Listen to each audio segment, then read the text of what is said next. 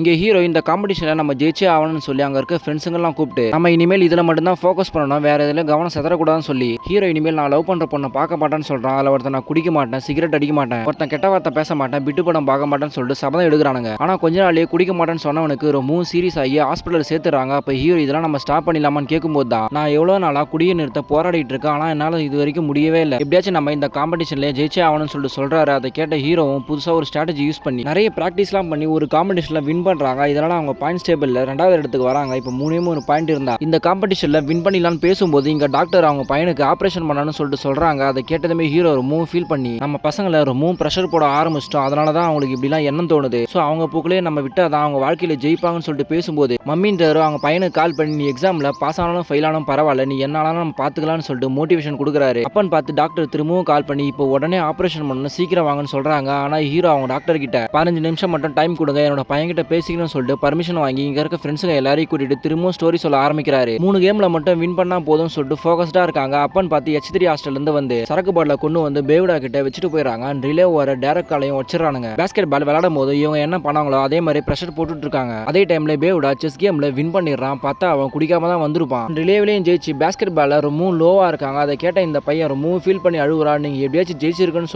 சொல்லிட்டு இருக்கான். ஆனா ஹீரோ நாங்க ஸ்டார்டிங்ல தான் லோவா இருந்தோம், கடைசியில நாங்க தான் அந்த கேம்லயும் வின் பண்ணி காம்படிஷன்ல வின் பண்ணோம், அன்னில இருந்து எங்களை யாருமே லூசர்ஸ்னு கூப்பிடல, அதுதான் எங்களுக்கு கிடைச்ச வெற்றின்னு சொல்றான். அதை கேட்ட இவங்க பையன் ரொம்ப சந்தோஷப்படுறான். இப்போ ஆபரேஷன் முடியுது, உடம்பு சரியாகி திரும்பவும் படிக்க ஆரம்பிக்கிறான்.